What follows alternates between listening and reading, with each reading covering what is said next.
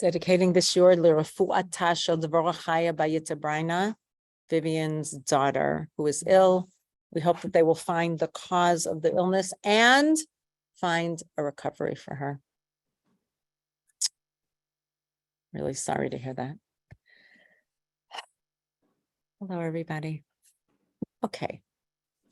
Who here knows what Eshet Chayil is? Is everybody on Zoom able to find a copy of Eshet Chayil for yourself to look at? It would make it much easier if we could look at Eshet Chayil. It's in every bencher. It's in every Siddur. It's in a Tanakh. It's everywhere because it's part of Proverbs called Mishlei in Hebrew. Estelle, can you get yourself a copy? Because I have a source of the Dirshuni of the modern Midrash, but it plays off of the words of Eshet Chayil. And I took a picture of it, so we have a scanned PDF, which I'm going to put up. Do you have a copy anywhere, Estelle? It can be. I wouldn't even know where to look. I can tell you where to look. Do you have a bencher like you use on Shabbat? No. Shalom Aleichem. You don't have one. Do you have a Siddur? I have a Bible. You don't have a Siddur prayer book? No. So a Bible. It's called Proverbs. Oh, Proverbs? Yeah. Why don't you go get it? Everybody, if you could just take a minute and I'll sing in the meantime. I would rather. All right, I'll go get it. Everybody, if you found a copy of Eshet Chayil, Hebrew and English is probably helpful. I have printouts for the people in person. Shout out to coming in person, just saying. Anyway, everybody should have sorry, that was really fine. Oh yeah, everybody should have a copy. You too should have a copy. So this is how it goes on Friday nights. There are many families and many places that have a custom to sing a song called Eshet Chayil. Those who are familiar with Eshet Chayil, raise your hands. I don't know about the people on Bernie. Ellen, you familiar with Eshet Chayil? Not familiar. Eshet Chayil mi'imtza. Does that sound familiar? Ellen? Not yet. Oh, well, it's going to be familiar by the time we finish. Ellen, tell me where you're looking so I can help you find it. Do you know it, Ruby? Of course you know. Okay. There are many places that have that as a custom. Eshet Chayil it's often read lahavdil at, oh, good for you, Estelle. Wait, you have to. I have unmute. One in Hebrew and one in English. What do you want? Look at that. I found Proverbs, but I don't know what now to look for. So it's 31, Proverbs 31. Of course, it doesn't have the Proverbs 31, verse, just a moment, 10, verse 10. It's funny. Where would I find Proverbs? Proverbs is in writings to Vim. Okay, Proverbs 31, verse 10. This is good. You're learning to be versed in Tanakh. A woman of valor? A woman of valor. I got it. Wait a minute. I have Judges. Keep going. Past the prophets, Estelle. Past the prophets. What about Kings? Pass. Keep going. Isaiah the prophet, Jeremiah, Ezekiel. Keep going. Psalms. That's the area. I don't have it. Bernie, do you know? I just don't have a Tanakh in front of me. Do you remember? I'm sorry. No, Estelle, you're fine. You're doing great. I just don't know where it would be in the Quran. No, it's not. Yes, I do know where it will be in the Quran 379. Oh, I found Proverbs. There you go. So Bernie said in Koren. Okay, 1 second, Page everybody. Wait. 379. 379, Victor, that's for you. Thank you. Now, the reason it's in the Siddur, it's chapter 31, Estelle, verse 10. With 31. Verse 10. Now, the reason that it's in the Siddur, in addition to being in the Bible, in our Tanakh, is because it is very, very commonly sung Friday nights. There's a tradition. Who knows why there's a tradition to sing it Friday night? That's the 31 verse 10. Oh, okay. Okay. It's All the right. last one. It's the last page. Oh, that could be. Okay. Vivian is going to tell us why we sing it Friday nights. But you're going to have to speak up. I think we sing it Friday night because the Eshet part means the wife, not just the woman. Nice. It means the wife of valor.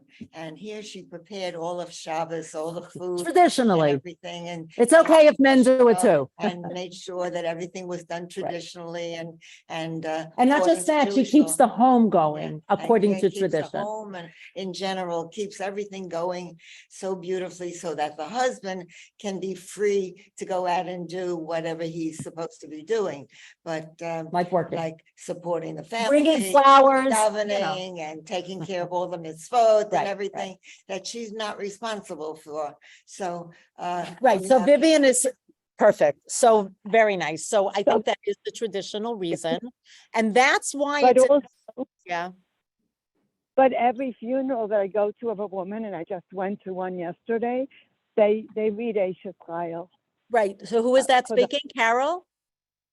Carol, yeah. Okay, so thank you. I I'm was on the about to say that. Yep. That was that's fine, Carol. So I was And about to say that. Yep. Interwove it into their talk about this woman. Okay, no, you're right. And I was actually about to say that when I interrupted myself, I think. And lahavdil, meaning to differentiate from everything we were talking about. At a funeral, very, very often, you know how we say Psalms and we relate it to the person if we can. So Eshet Chayil is traditionally, that's not why it's in a Siddur, but that's why it's in the RCA rabbinic handbook for funerals, that you say it because there are beautiful words, verses of praise. You can look at them while we're talking to see it's like the perfect woman. She does everything. She does commerce, she takes care, she sews, she embroiders. Her husband and her children praise her. She's so industrious. That would be a good way to describe her, but she also I has- never did any of that. You never did any of that. I bet you did some of it. She believes in God, beautiful. And at the, I love that you said that, Estelle.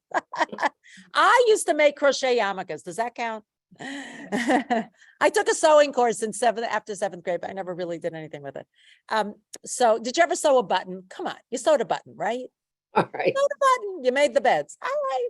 Now men might do that too. Hello. Is the meeting started yet? Did the meeting start yet? Yeah, we did. Mr. Olson. Rabbi.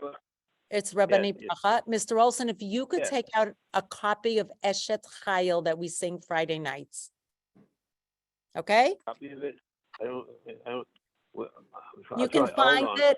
You can find it in a bencher or in a siddur. Yeah, Okay? I'm looking for. I'm on adventure. Okay, okay. perfect. I'm going to put you on mute and then we're going to continue. So as I said, this is traditional, the singing Eshet Chayil Friday nights. One can decide to do that or not. It is traditionally used, very often a eulogy is framed around Eshet Chayil, or we take verses from it because there are so many different skill sets within Eshet Chayil. Nobody can be every single pasuk in Eshet Chayil. That's the perfect. By the way, another way of understanding it is that Shabbat, remember we say Shabbat is the Sabbath queen. People familiar with that? Shabbat HaMalchah, to greet the Sabbath queen. So maybe Shabbat has all of this, or maybe it's about many, many, many different women from our history. Okay, that's Eshet Chayil. And this is the tune just to, for those who might have heard the tune. Eshet Chayil miimtza ורחוק מפני מיכה, בטח בלב בעלה, ושאלה לא יחסר. So that's how it goes. It goes through the Aleph Bet, the ABC. The women here are continuing to sing it. We could sing it again at the end. There's also tunes at the end. It goes, V'yatalit al kulana, sheker achen. So that means at the end of all this, actually, it's not about external.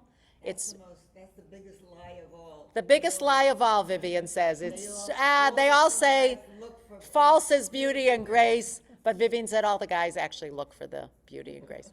I will remain non-committal about that, but Jacob Exler is smiling. Okay. That's the setting, the backdrop for what we're going to learn today. Dirshuni, I'm going to show you the book. I have the book in English. This came out, it's very new. That's why it just literally came out a few months ago. It's been long awaited. It has been put out in Hebrew, and in my Hebrew class, for those who read Hebrew, it's the same word, Dirshuni. Anybody know what Dirshuni means? Anybody on Zoom? One second. What does Dirshuni come from? What does it sound like? Anybody? Thoughts? Ruth. But you're muted. Ruth, any ideas? I feel like you must know, but you're muted, so I don't hear you. Well, I don't hear you because you're muted, so you have to unmute, Ruth. If you want to, you can unmute. Yeah, I got up to Asia's child. I got up to Asia's child. Great. That's good, Stuart. We haven't started learning yet. So, dear Shuni, Vivian, did you want to say? Okay, Asia's so dear, child. yeah. Asia's child. Yeah, but we're not, yeah, exactly. Yes, Stuart, exactly. We just sang that. Perfect. Okay, dear Shuni comes from the word midrash, or midrash, or drasha. What is a drasha? It's usually called a sermon in English. But really what it means is it's a commentary or an explanation. Generally a drasha, almost always, has to do with something from our canon, for either Torah or Haftorah or a Psalm or something. So a drasha is expounding on some text or some thought. Midrash, by the way, I think I might have said it in this class. What's the difference between midrash and pshat? Drash and pshat. Anybody may have remembered. I quote my granddaughter, who is now 11, but she was 5 at the time. So for those, Vivian is saying she remembers. So my granddaughter, when I was mentioning this, she's Israeli, and she had listened very nicely to her ganenet, the kindergarten teacher. She said, Safti, I know the difference between pshat and drash.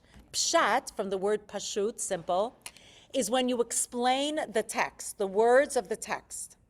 Midrash is when you explain the words of the text, but it's not written in the text. You add a story, you add a thought, you fill in the spaces of something that's missing. So we explain it by adding something.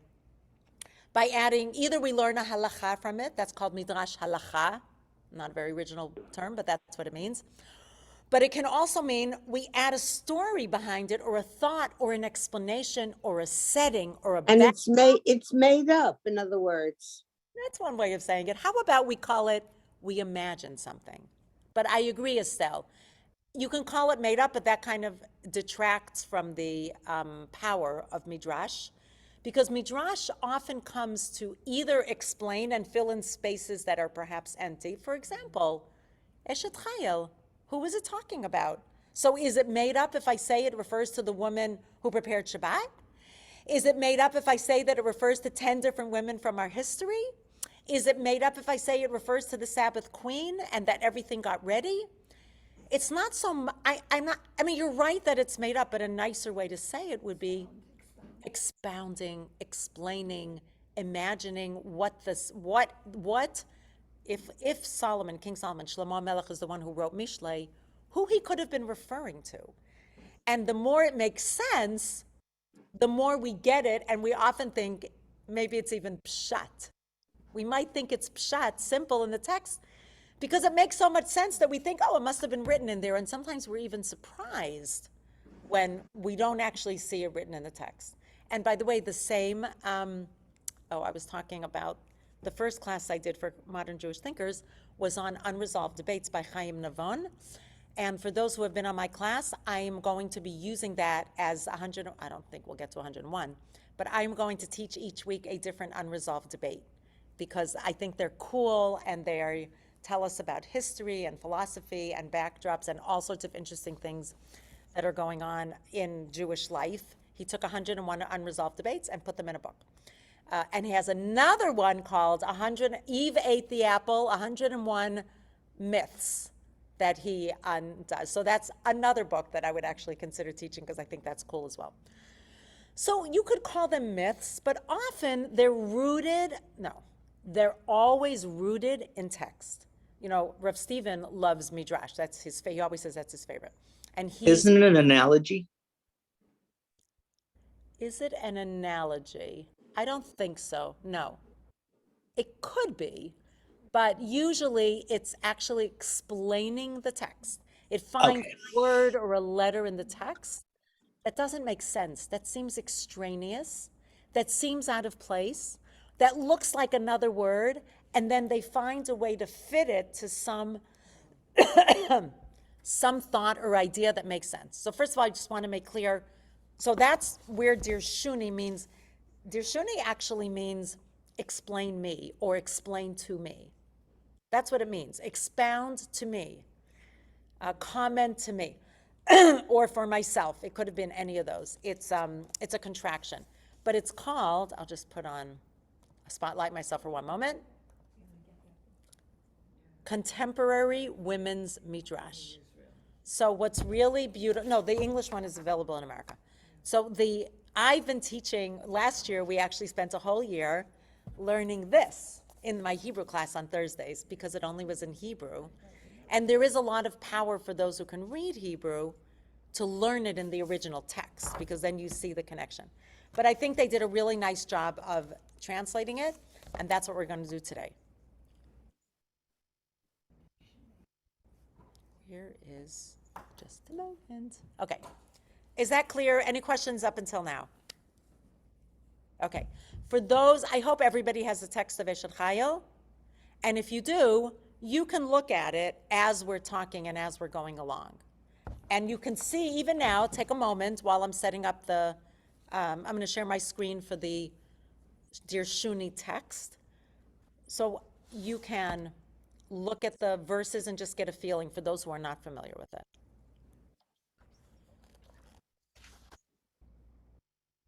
Okay.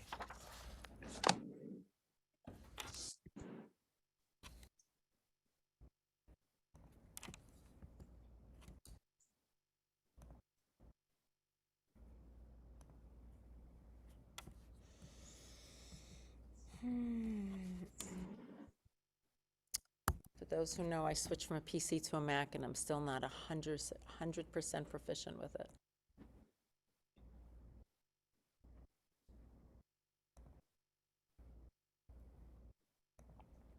Okay.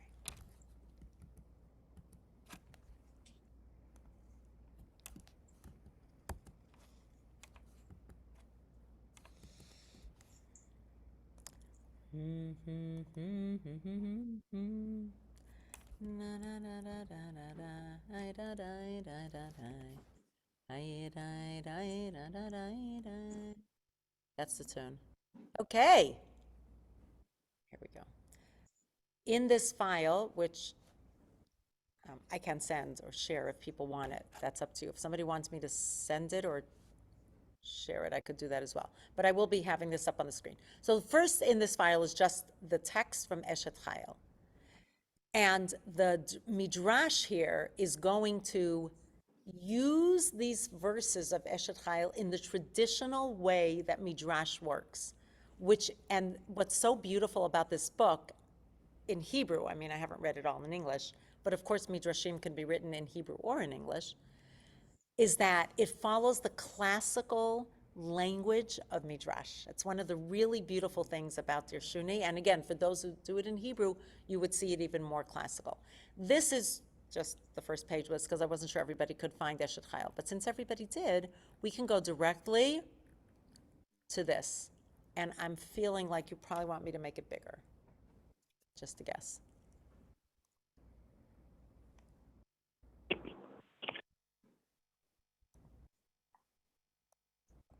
How's this? People able to read it? Is it big enough? Good? Yes. Okay. We're going to read it and then talk about it, and please have your text of Eshet Chayil available so we can learn it.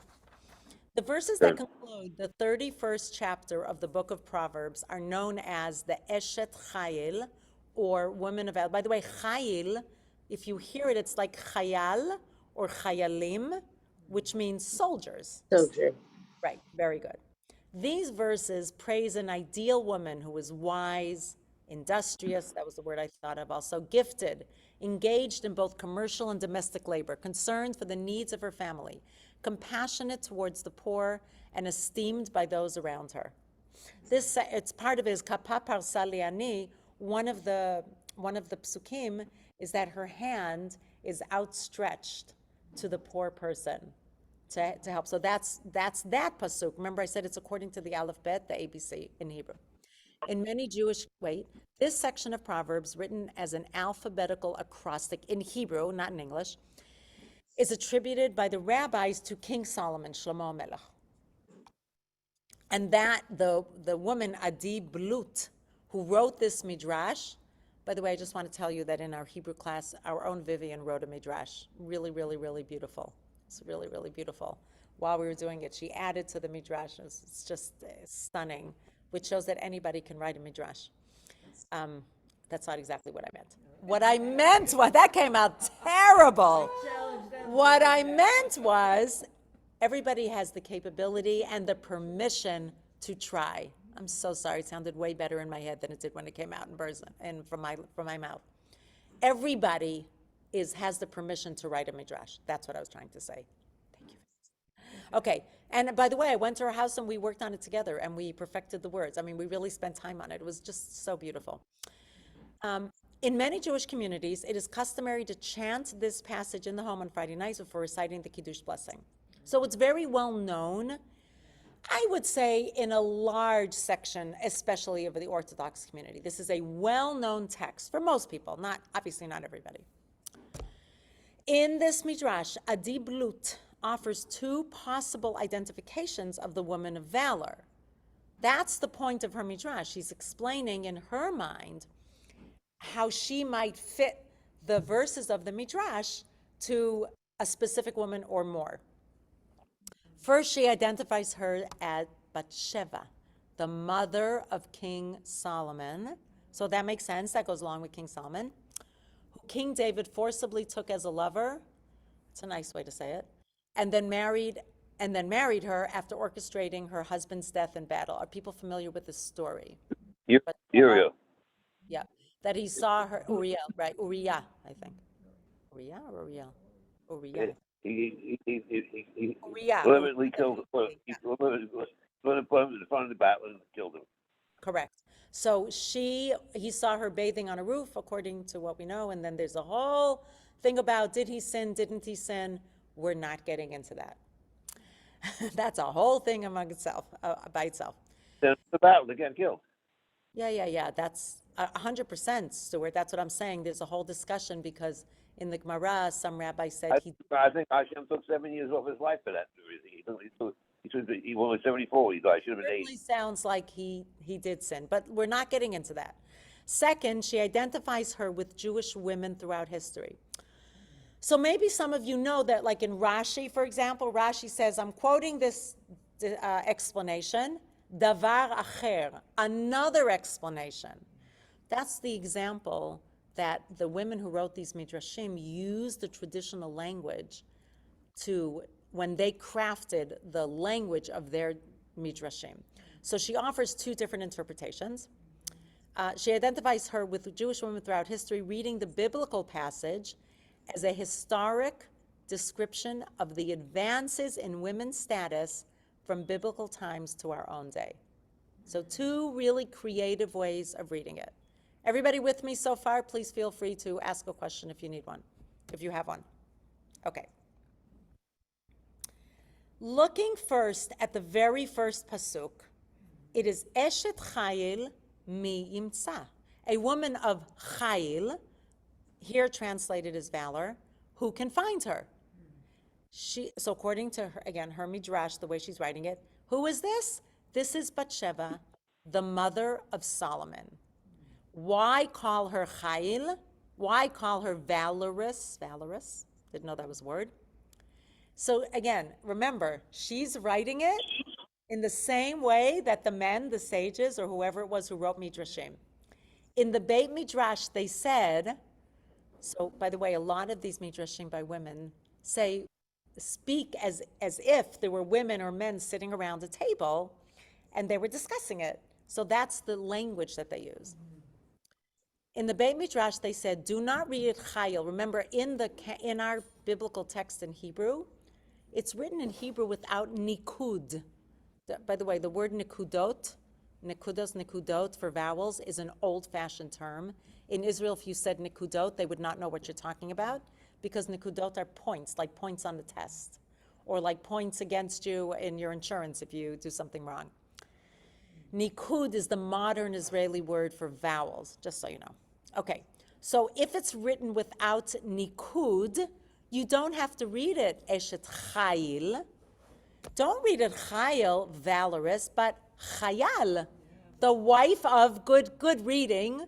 Vivian had good reading there. She said it's like eshet, the wife of. Well done.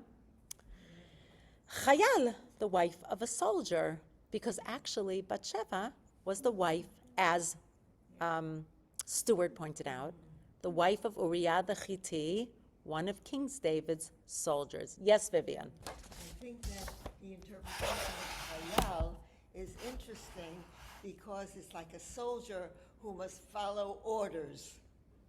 Yeah, that's true. And in this case, he had to follow orders of King David and go to battle and get killed. Yeah. Nice. He has to follow whatever, even if he disagrees, he still has to follow the orders. Did people hear that, what Vivian said? What? No. What? Okay, so let me repeat it. What Vivian, first of all, she pointed out when I asked what is Eshet Chayil, she said that it's about the woman who prepared for Shabbat, but the word Isha traditionally also means wife of, and Eshet Chayil can be the wife of Chayil, whatever Chayil means, or a man named Chayil, or in this case, Chayal. So that was number one. Number two, Vivian pointed out that it's so appropriate if you say that this is Bathsheba, who was the wife of Uriah HaChiti. Why? Because a Chayal, he was a soldier in King David's army, but a Chayal must follow orders, must follow orders. And in this case, he followed orders so much that he had to go to battle and was killed. Just one second, Ruby, because Ellen had her hands up. Yes, Ellen. This makes this, if you call this Bathsheba or about Bathsheba, then this makes David's actions even more horrendous. Because that means that she was home trying to be virtuous and trying to support her husband. And he destroyed all of that. So he destroyed that whole thing.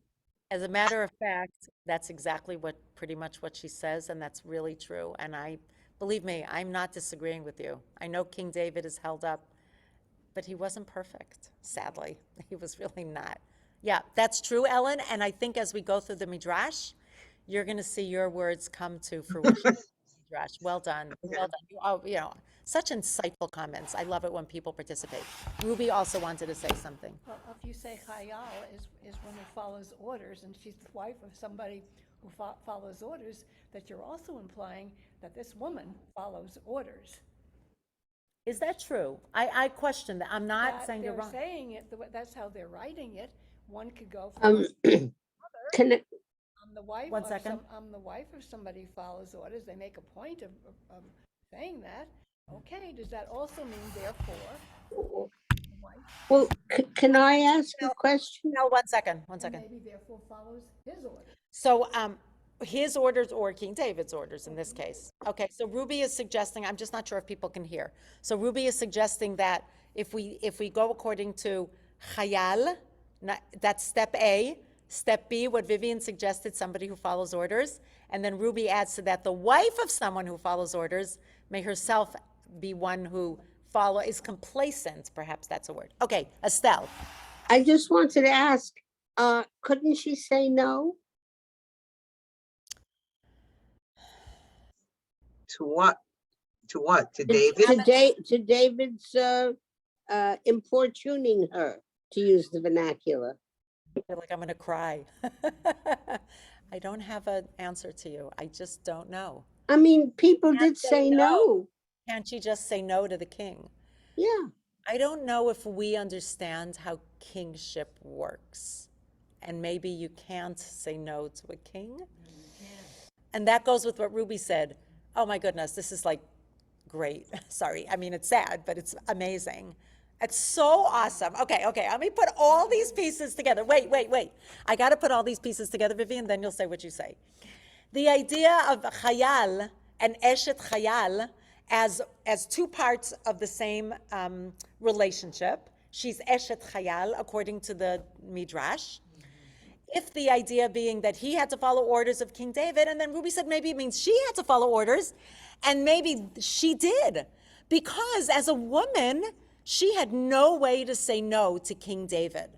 And maybe it is a hint to that. I don't think she says it in the Midrash, but this is what I talked about. We can add our own Midrashim. A Midrash is an interpretation of the words. So Estelle says, can't she say no? And maybe the words are telling us, no, she couldn't say no. She No. wasn't in a position to say no. Well, all I'm saying is that throughout history, we've had valiant women who were strong and independent, and they also were able to say no. Did this come much later after? I mean, Bathsheba was considered a tough lady. I don't know that. I don't get it. I don't know if we can, I think you're thinking of the Queen of Sheba, Malkat Shva. I don't know if Bathsheba was considered, I don't know, a tough lady. I'm not sure. As we read the Midrash, let's see, but you asked if they came earlier. So she came after Sarah, Rebecca, Rachel, all those ladies, sorry. Yeah. She came after Deborah because this is the first, she's around the time of the first temple. Shlomo's the one who built the first temple. So let's hold these thoughts and move on, okay? I want to hold these thoughts so we can read more because I want to read the Midrash, even though the discussion is awesome as well. All of these are valid questions, but I want to hold them. Let's hold the thoughts. So in the one gives her husband. Okay, let's now go to the next pasuk, pasuk 11, verse 11. Batach balev bala v'shalal lo yechsar. You don't have the numbers. I'm so sorry. I should have done it that way. Her husband puts his confidence in her or trusts her, v'shalal lo yechsar, and lacks no good thing. So her husband, let's go back to the Midrash. Her husband placed his trust in her when he went out to battle, that she would keep faith with him until he returned home. Remember, she's explaining the pasukim according to this interpretation and applying them to Bathsheba. And look at how beautifully it flows. You're going to see. This feels very natural. Do you have a question, Vivian, or we'll continue? I didn't know the interpretation. Here, it's in here. It's in here. Here, sorry, No, it's right in here. Her husband placed his trust in her when he went out to battle. That's Eshet Chayil. Go to the Dirshuni. That's the Hebrew. Vivian, you could read the Hebrew, but we're doing English. So do you see her husband placed his trust in her? You got that? Batach balev ba'ala. So what this woman, Adi Blut, is saying, it's about Bathsheba, and it makes sense. She's the wife of a chayal who didn't have a choice, and maybe she also didn't have a choice. Batach ba, he trusted her when he went out to war. And she dealt him good and not evil. Go to the next pasuk. Gmalatu tov v'lo she ligmol means reciprocal. She reciprocated with good and not evil. I'm reading in the Midrash. I'm reading in here. Sorry. She dealt him good while see where my cursor is. Here we go. And while he's away, she kept their home. Right? She did. He trusted her. She did what he asked for. And if you go down to 19, I'm sorry you guys don't have that. Verse 19, Yadeha, it's the Yud of Eshet Chayil. Go back to Eshet Chayil now. She keeps quoting back and forth. Yadeha shilcha v'kisho v'chapea tamchu falech. So as she explains, I don't know what the distaff is. I don't know what that word means. What is that word? D-I-S-T-A-F-F? Is that part of the spindle? The spinning? I don't know what that word. Anybody know what that word means? This stuff has The spinning wheel. Spinning wheel. Right. So she's on the spinning wheel. What is she doing? She's doing the work She's that needed to making be done. cloth. Yeah. Right. The cloth. So she's doing whatever women did, which was take care of things in the home. And I mean, that's what the pasuk is. So that woman, Adi, who wrote the Midrash, is applying it. And what else did she do in verse 13? She darshat zemer ufishtim. She looked for wool and flax. Batas b'chefetz et kapeh, she made clothing with it. If you look on verse 24 further down, it says, Sadin astava timkor. She actually made garments, or she made sheets or cloth, and she sold it. She went out to market. She did what she needed to do. She kept the home fires burning on every level. She was faithful, or she tried to be faithful to him. She kept the home up. She did what women did, and obviously she was very skilled. Maybe she was particularly skilled with her hands. We don't know. Okay. Her candle did not go out at night. That's verse 18.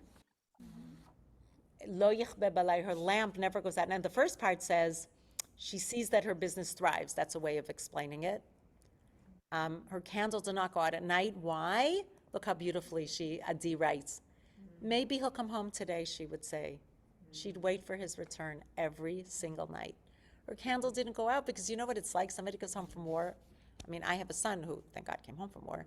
But, I mean, of course, you always want to have, whatever for him. You want to be welcoming. I never knew when he'd show up. So, and then, of course, they didn't have cell phones, so you would know. Yes, Jacob? Now that her candle did not go out in the night is understood here in a very positive sense.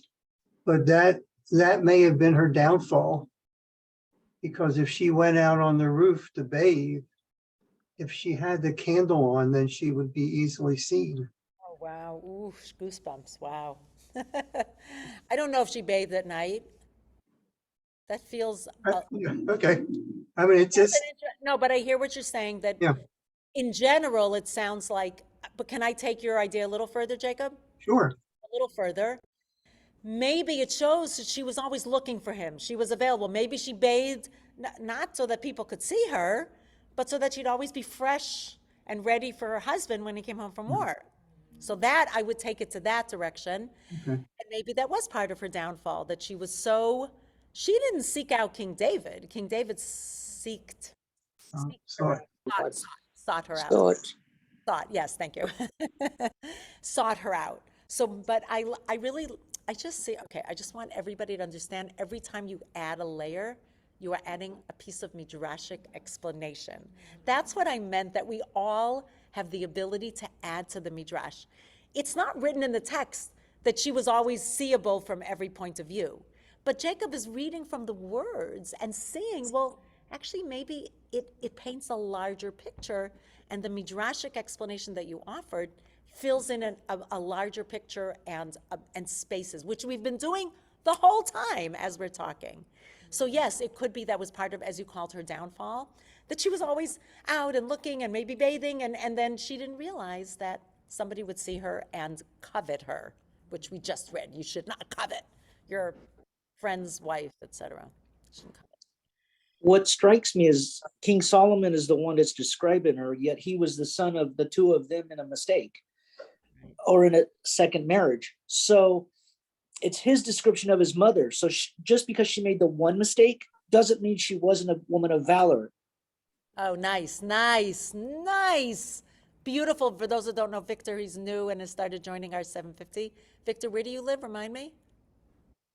Uniontown, PA. Of course, Uniontown, Pennsylvania. He can't get here in person. That's why we do Zoom. And Ellen can't. There are a lot of reasons why we do Zoom. So thank you, Victor. That's a beautiful idea. So listen to what Victor is saying. He's saying this is so gorgeous. It's so beautiful. I have tears from the beauty of the Torah we're learning. When Shlomo HaMelech used the word Eshet Chayil, which could be read as Eshet Chayal, it's like he's infusing it with layers and layers of meaning. Because on one hand, she's the wife of a Chayal, and she had to follow orders, but she also was herself an Eshet Chayil, a woman of valor. I think what you're saying, Victor, is that he's saying, don't judge my mother. She was still awesome. Okay, moving on. Going down to 31:28, which is towards the end. Kamu vaneha ve'yashruha. It's on the second column, and Vivian will be on the second side of the English page in a minute. Kamu vaneha ve'yashruha. Her children got up, rose up, Vayashua, they made her happy. That's one way of understanding it. What does it say there in the translation for Kamu Vaneha? I have it here, never mind. I have so many translations here. Her children rise and acclaim her. So there are different ways to translate it. That's always the problem when you translate. I'm sorry, Stuart, what did you say? Her children rise and praise, and her husband, and he lauds her. Husband lauds No, her. her husband lauds her. I agree. I was wondering about the first part. Vayashruha. Her children arise and praise. Her children arise and praise her. And praise her, right. But there are different ways to translate that word. That's only one interpretation. Vayashruha comes from osher. Osher is happiness. So it could be, as it says here on the Chabad translation, her children declare that she's happy, or they give an ishur, a validation that she's happy, or that she's okay, or that she's good. There are many ways. You could literally translate this 5 different ways. But that's okay. Or that they made her happy. Vaya ashruha. It's a little bit of a push, but it could be that they made her happy. That's another way to say it. But okay, here's the problem. So if you do the 2 parts of this, here, I'm going to show it to you actually down here because I have it here. So 1 second. No, it's up on top, sorry. So here, oh, is it only in the English? No, I have English here. Here we go. So poetry is traditionally, especially in the Torah, Tanakh, is written as, what's it called, when you have 2 balanced parts of the phrase, and they're parallel to each other. So we know that the second part, her husband praises her. That's why we might think that the first part is her children rise and praise her or acclaim her. So that would be the best fit. That would be the best fit if we say that the 2 parts are parallel. However, it's beautiful that in Hebrew, you can add other interpretations. So it could be they praise her. It could be they acclaim her. It could be they validate her. It could be they make her happy. It could be they proclaim that she's happy. All of those are valid translations. Okay.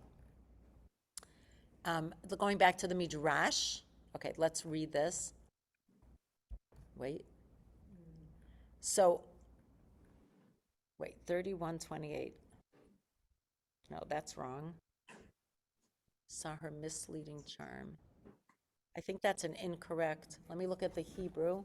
1 second, because it feels like that's incorrect. 1 second. והצפה בזה, דורשת צמר ופשתים בזה, אמרה אולי ישוב היום, ודוד צפה הליכותיה, oversaw her waist, צפייה, it's 27, not 28, that's incorrect. See, I found a bug in their English translation. Look at 27. Sophia halichot beita, you could say that means she oversees the activities of her household, but it also could mean hu tzafa ba. He oversaw her activities, meaning David oversaw her ways. It's the verse 28 is incorrect, it's 27. So David, as Jacob pointed out, might have seen her bathing with the light on, whatever it was.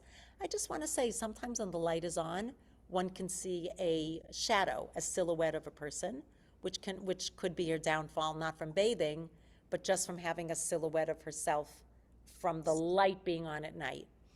And then saw her misleading charm and fleeting beauty. That I don't understand, because remember we said sheker achen behevel hayofi, grace is deceptive, beauty is illusory, but maybe he saw her fear of God. It sounds to me like he was seduced by her beauty, so I don't understand that. And she continues, lay hold of her with his arms and took her and slept with her. And when she conceived by him, he sent her husband into the face of the battle. So according to this, he was already in the battle. He said to his generals, send him into the heart or the face of the battle, till there he fell. When she returned to her home and was waiting for her husband's return, remember she returned from King David. First of all, I can't even imagine what she was feeling when she returned. Defiled? Shamed? How do you feel when somebody else takes you and sleep? I mean, I just can't imagine it. I don't even know what that could feel like. I mean, she's not writing about that here, but she was waiting for her husband's return, tending the lamps every night, but he never came back. When he was late in returning, going to verse 17, she girded her loins in strength, verse 17, חגרה באוזנותיה ותאמץ צרותיה. She girds herself with strength and performs her tasks with vigor, and went out to look for him. She passed among the soldiers, asking, going back to verse 10, oh, this is gorgeous. Eshet chayil mi yimtza, the wife of a soldier, who can find him? Not who can find her. Who can find this chayal who I'm missing, this soldier? A really heart-wrenching description of, wow. When I learned this, I prepared it, and I didn't quite get that until now. Yes, Ruby. Do you have any true understanding of how people regarded a king? In other words, was a king regarded at that time that in a way he was like God? In other words, a woman, if a king, a god, asked you to sleep with him, it wasn't even like being defiled. This was almost like a religious act. I don't know. Was that? So Ruby is asking if we equated then king to a god. That sounds like Pharaoh. I just went to a King Tut exhibit, which was amazing, by the way, but it was in Columbus. And if it ever comes, I highly recommend it. But they really thought of their pharaohs as gods, 100%. I don't think that, because what Ruby suggests is maybe she didn't feel defiled, although of course they had a child, so somewhere in there's humanity. I don't think so. I do not think we thought ever are supposed to think of a king as God. However, I don't know that we. Can I ask a question? Can I ask a question? One second. Just 1 second. Let me finish my sentence. I don't think we think of as a God and therefore a spiritual coupling or whatever you want to call it. In other words, take away some of her guilt. Would that take away some of her guilt? It's funny, she doesn't speak about her guilt. Stuart, did you want to say something? Yes. In Mashiach ben David, what is when we call son of God, son of David? Mashiach ben David. Messiah is Mashiach ben David. What is that? The Messiah is the son of David. What? Who's the son of David? Mashiach ben David. Mashiach ben David. Oh, that's an interesting point because Mashiach. But Mashiach is supposed to be. That's true. Okay, good point. I have no answer. No, I hear you, but I hear you, and that you're right, because Mashiach will have some sort of supernatural quality. We don't even know why or how, but I still think I think Ruby is trying to have a kinder read, that maybe it took away Bathsheba's guilt a little bit, that she was sleeping with somebody who didn't feel like a complete regular human. I don't have an answer for that, but 1 second. Vivian has a question. Wait, 1 second. Wait, Stuart, 1 second. Yeah. No, I have another comment about the woman in those days was a possession. Yeah. Wasn't even looked upon as a person. Right. But could be possessed. Yeah. 1 second. I want to repeat what Vivian is saying. She's adding that culturally women were looked at as possessions then, perhaps. And a king, yeah. A king could take any woman. Exactly. He could take any woman. He was a total dictator. He was like a dictator. Dictator is closer than God, I would say. Yeah, and he definitely. Okay, Stuart, I want to hear you, but I want to finish the text first. When he was late in returning, oh no, we said that already. She asked, "Who has found him?" Who has found? She would describe to them how he looked, his dimensions, and his voice. And her husband was unknown. Nobody had seen him. On returning home, she heard that he died in the war. At once she tore her clothes and walked and wept for all 7 days of mourning until David swept her to his palace and took her as a wife. The Holy One, blessed be he, saw her sorrow, heard her weeping, and was good to her, for from her came royalty. This is her son. Is her son Ben David? Messiah? No, her son was Shlomo. So who's Mashiach ben David? No, you're right. It's from the lineage. I agree, Stuart. It's from the lineage of David, the house of David. That I agree with you. Mashiach. Somebody's coming. So the Messiah is somebody who's coming from the house of David. Correct. Whoever he is coming from the house of David. Right, but correct. And from this interpretation of this Darshanit, this woman who wrote the Midrash, it is that God saw her plight and gave her not just a son, but a son who would inherit and be the lineage of royalty. David, Shlomo, right? Shlomo was the one who was crowned as king, and David had many children, not just Shlomo, but Shlomo is the one, Solomon is the one who continued the royalty, and according to this Midrash, it's just a beautiful way of you. So, oh, we didn't even do the second part of the Midrash. Wait, 1 second. Okay, I want to do the second part.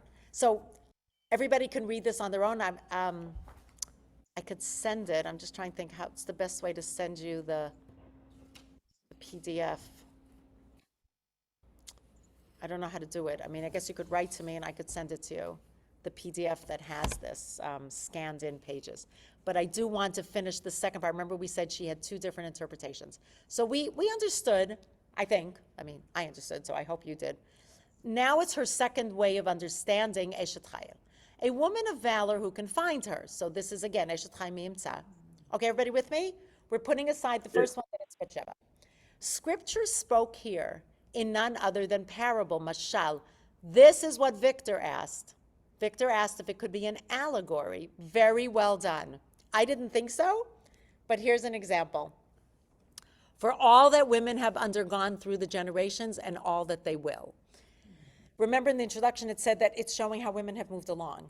First, women win their homes, engaged in housework, working gladly with their hands. That is in verse 13. That it says she does bechefetz kapeha, that she sets her hands. Chefetz is when you wish. Chafetz is an older word for willingness, for wanting to do something. Ani chafetz, ani chafetza. So asta bechefetz means she gladly worked with her hands. And there's another pasuk that says it is a woman's way to be at home, and all the princess's treasures are inwards. Kvoda bat melech pnima.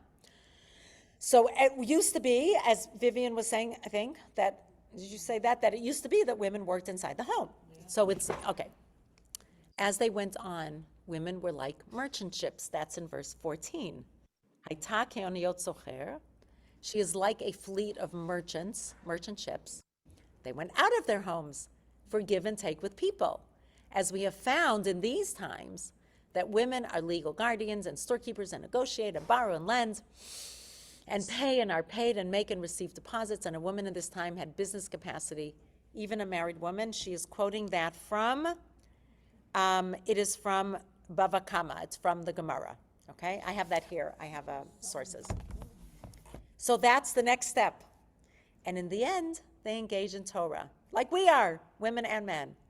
Began Bruria, we know, and others, but also Sarah Schneerson, is that her name?